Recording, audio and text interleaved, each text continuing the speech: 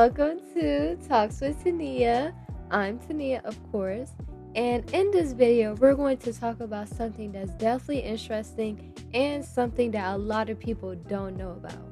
So in this video, I'm going to be talking about something called maladaptive daydreaming. So just like the rest of my videos, I'm going to be going by section, and each section I'm going to be talking about maladaptive daydreaming, but just different parts of it and what it's about.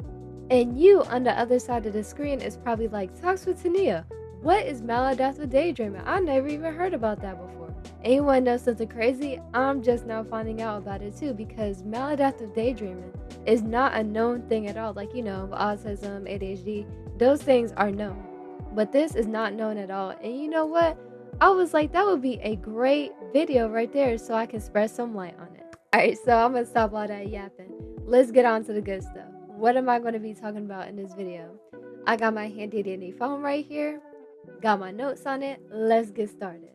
Alright, so first things first, I'm going to be talking about, of course, what is maladaptive daydreaming. The second thing I'm going to be talking about is the symptoms of maladaptive daydreaming, so what people with that go through. The third thing I'm going to be talking about is what causes maladaptive daydreaming. Now, the fourth thing I'm going to be talking about is very, very important. I'm going to be talking about the difference between maladaptive and regular daydreaming. Now, I'm not going to get too much into that. I'm going to just save that for when we get to the fourth part. Now, the fifth and final thing that I'm going to be talking about is how to help maladaptive daydreaming on a day-to-day basis. Now, that's the 5 categories that I'm going to be talking about in this video. Now, if that sounds interesting to you, stick around for the ride and let's get started. But wait, stop right there. Y'all already know on the Talks with Tania page, we don't just get right into it like that. First things first, gotta give a little disclaimer. I'm not a doctor, I'm not a psychologist, I'm not a therapist, I'm not any of that. I'm just a regular girl that wants to spread awareness. Also, another thing, I'm making this video because I know an individual that struggles with this every single day. You know who you are. I'm not going to say any names because of course, privacy reasons. But you know who you are, and I'm going to spread awareness for you.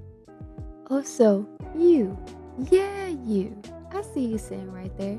If you made it this far into the video, you might as well subscribe. What are you doing? Now, let's get on with the video. Alright, so let's start off with our first thing. What is maladaptive daydreaming? So maladaptive daydreaming is a mental health condition that involves excessive overthinking that interferes with the daily life. These daydreams usually last hours and hours, and because of the daydreams that make people with MD neglect responsibilities, relationships, anything that has to do with real life and reality. Alright, so let's go ahead and get on with the second topic. What are the symptoms of MD? So let's go ahead and get started. There's a lot, so I'm gonna name a few for you guys. So here we go.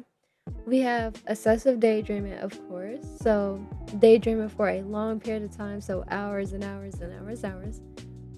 Difficulty controlling daydreams. So difficulty like controlling how long you're daydreaming for.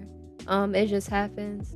Escaping from reality. So that's a big thing when it comes to MD. That's basically what it is, trying to escape from reality and thinking of a different world, a different life. Repetitive physical movement. So like tapping, pacing, kind of like my last video when I was talking about autism and stimming. It's kind of like that, but just more mild, of course. Just like pacing around the room, skipping, good stuff like that. That's not good. Dissociating from reality. So while you're daydreaming, like you're not even paying attention to what's around you. You're just in your head. Shame and guilt. So basically, shame and guilt for how long you're daydreaming for, like after you daydream, before you daydream, just daydreaming in general, having guilt that you're even doing it in the first place. And last but not least, sleep issues. So basically like insomnia, that is one symptom of MD. So those were some of the main symptoms of MD. I'll definitely say if you're interested in learning more, do your research. And yeah, so now let's go ahead and get on with the third topic. Simply, what causes MD? So short and sweet answer, what causes it is childhood trauma and abuse and a lot of mental health conditions. Alright, so now let's go ahead and get on with the fourth topic. Now, this is the fun stuff. What is the difference between maladaptive daydreaming and regular daydreaming? And I'm finna tell you guys right now. Got my handy dandy phone. Let's go ahead and get started. Alright, so let's go ahead and start off with, of course, the main topic of this video, maladaptive daydreaming. Let's talk about that first. So, maladaptive daydreaming occurs frequently and for extended periods. So basically, hours, like I said, hours and hours on end, involves vivid and often escapist fantasies, can interfere with daily life, relationships, and work, may be accompanied by physical movements or emotional reactions. So, like I said before, pacing around the room, and can be a coping mechanism for stress, anxiety, or trauma. Now, with normal daydreaming, it occurs occasionally and briefly, so only for a couple minutes, smooth little couple minutes, involves pleasant imagined scenarios, does not interfere with daily life or responsibilities, may be triggered by internal stimuli or internal thoughts. So, an individual with MD usually think about a whole nother life besides their own, besides reality. So, say for instance, an individual is living through a hard time, don't really have that much money. They could be daydreaming hours and hours and hours and hours on end about living in a beach house, living in wealth, having a great life. And they be so engaged in their thoughts where they forget about their own reality. Now, regular daydreaming, you could just be in class thinking like, what should I get after school? Or what should I eat after work? Like, you're just thinking about like just little stuff. Or let me see if he wants to play 2K tonight with me. Like, that's just small thoughts that last for a short amount of time. Now, there's two other key differences when it comes to both maladaptive and regular daydreaming, which is intensity and control. So with regular daydreaming, you can think, I want some chocolate ice cream, and then get on with your life. But with maladaptive daydreaming, they think, oh, I'm living in a beach house, or I'm going on a trip, my dream trip, and just think about it hours and hours and hours and hours and hours on end, and not really realize how long that they're daydreaming for. They have no control over it. They're just thinking. Now, so far in this video, we talked about what is maladaptive daydreaming, what causes it, what's the symptoms, and what's the difference between MD and regular daydreaming. Now, let's go ahead and get on to the fifth topic, fifth and last. How to help it. We're talking about what it is, but let's talk about how to help you get through it. So, some ways that can help you get through maladaptive daydreaming or help you stop it is establish a routine. So basically, establish a routine every single day that you follow that can help you or distract you from trying to daydream. Next up, we got regular exercise. So basically, going on a jog, going on a walk, going to the gym. Honestly, that will help anybody out. It helps me out. Doing exercise, it makes you feel good. And yeah, prioritize sleep. So that's definitely a big one right there, because sleep is very important to the human body, of course. So I'll probably say if you have like insomnia, you're having like trouble going to sleep, what works for me is melatonin. Because at one period of my life I did have insomnia and I could not sleep at all. I could not sleep. So melatonin gummies definitely helped me a lot.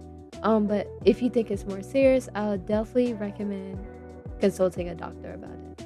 Grounding yourself and engaging in your senses. So if you feel like you're about to start daydreaming, definitely pay attention to the world around you. So objects, sounds, pay attention to your breathing, so it'll bring you back to the real world and reality. Another good one is journaling. So anytime you feel like daydreaming or you're just feeling down, definitely journal how you feel, what you're daydreaming about, so it can bring you some self-awareness. And last but not least is joining support groups. So basically joining groups that have individuals that also suffer from maladaptive daydreaming, so you guys can talk about it and bond with each other. Alright, so in this video I talked about maladaptive daydreaming. I talked about what it is, what causes it, what's the symptoms, what's the difference between MD and regular daydreaming, and how to help it. Now, always remember, this goes for everybody, not just people with MD. Patience is key.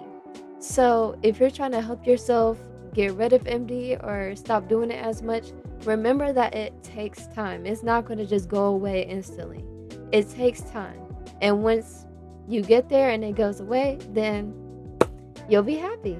Also, individuals with MD, you should definitely think about underlying issues because MD also comes from anxiety, depression, stress, all types of stuff. So I'll probably say if you are dealing with stress and anxiety, definitely go see a doctor because if you get that treated, then it might help out your MD. But that is it for this video. I hope I taught you all something new. If you just now learned what MD is from this video, I'll definitely say go spread the word, spread around about it so it can gain some more attention and more awareness. Also, like and subscribe because what are we going to talk about next? Alrighty, see you guys soon.